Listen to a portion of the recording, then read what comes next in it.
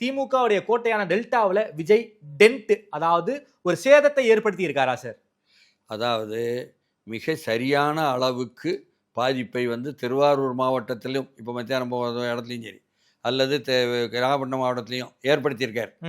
ஏற்படுத்த வேண்டிய விளைவு என்னாகும்னா, இவர் வந்து வெற்றி பெறுவாரா வெற்றி பெறாரா என்பதை தாண்டி தோக்கிறதுக்கு காரணமா இருப்பாரு. திமுகவோ அதிமுகவோ தோற்பதுக்கு காரணமா இருக்க வேதாரண்யத்தில் ஓஎஸ் பண்ணியை நிற்கிறாருன்னு சொன்னால், வெற்றி பெற்றிருக்காருன்னு சொன்னால், என்ன பண்ணினாருன்னு போய் விசாரிச்சுக்கிட்டு இருக்கிறாங்க. யாருக்கு இன்னும் பிடிபடலை. சரி, கிடைக்க மாட்டேங்க.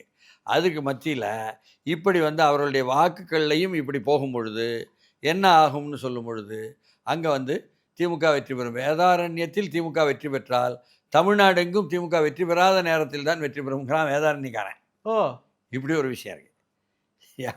இப்படி எல்லாம், அதாவது திமுக ஆட்சிக்கு வராத நேரத்தை தான் வேதாரண்யத்துல திமுக ஜெயிக்கும்.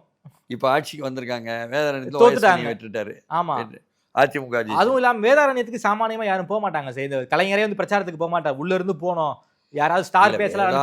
வேதாரண்யம் வந்து அந்த காலத்துல அவருடைய பங்களிப்பு இருக்க சாதாரண பங்களிப்பு இல்லை. எல்லா சமூகமும். ஆமா, ஏன்னா ஈழத்துக்காக, ஈழப்போருக்காக. அப்ப இவர் சொல்றாரு, ஈழம் நம்முடைய தொப்புள் குடி உறவுகள் அப்படின்னு சொல்லிட்டு ஒரு தலைவனை இழந்த கூட்டம்னாரு. கோடிட்டு காமிச்சு பேசியிருக்காரு. கோடிட்டு காமிச்சாரு தெளிவா. அப்போ அப்படியே அந்த விடுதலை போரை வந்து சுட்டி காட்டி அவர்களுக்காக வந்து வந்தது தான் இவர் அதை நினைவுபடுத்துகிறார். 2011 இங்கே உள்ள மீனவர்களுக்கும் சரி, ஈழத்தமிழர்களுக்கும் சரி. ஓகே. ஸோ அந்த விஷயத்தையும் நீங்கள் எல்லோருக்கும் வந்து அது அந்த அந்த ஆதங்கம் உண்டுங்கிறாரு. ஆமான்னு எல்லாரும் குரல் கொடுக்குறாங்க. அந்த இடத்துல நாங்கள் சென்டிமெண்டல் இஷ்யூ. அந்த இடத்துல படத்தையும் காமிக்கிறாங்க. தமிழ தேசிய தலைவருடைய படத்தை காட்டுறாங்கன்னு சொல்ல வரீங்க. என்ன, தமிழ தேசிய தலைவர் தான், யார் சொன்னாலும் சொல்லாட்டாலும். இங்கே சில பேர் பாவம் நாங்கள் தமிழர் தலைவர்னு சொல்லிட்டு இருந்தால் அதுக்கு என்ன பண்ண முடியும்? ஒன்றும் பண்ண முடியாது. விடுதலை போராட்டக்காரர்கள் வந்து அவர்களுக்கான கடல் படையும் சரி, விமானப்படையும் சரி, காலாட்படையும் சரி ஏற்படுத்தி கொண்டதுன்னு சொல்லி போட்டு அங்கே தான் இருக்கு. ஆமாம், வரலாற்றில். அப்போ பாலஸ்தீன போராளிகளே கூட ஆச்சரியப்படும் அளவுக்கு, மூக்கின் மேல் விரல் வைக்கும் அளவுக்கு பாலஸ்தீனத்தில் நடக்கக்கூடிய போராட்டத்தில் யார் யார் எதிரிகளோ அவர்களே தான் இங்கும் எதிராக நடந்தார்கள் தமிழர்களுக்கு எதிராக என்று பதிவான வரலாறு.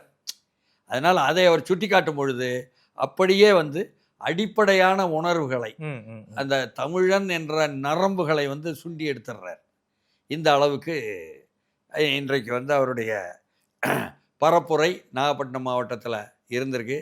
அது வந்து நிச்சயமாக இது வந்து ஒரு எக்ஸ்டென்ஷன் சொல்கிறோமே, திருச்சி அரியலூருடைய ஒரு நீட்சி என்பதாகவும், என்ன தமிழ்நாட்டில் இது போதாதா, என்ன ஒரு பானை சோற்றுக்கு ஒரு சோறு பதம், 2 சோறு பதம், 3 சோறு பதம் என்ற அளவுக்கு வந்து கொண்டிருக்கிறதே என்பதாக ஆகியிருக்கிறது என்பதுதான் இதில் தெரியும்.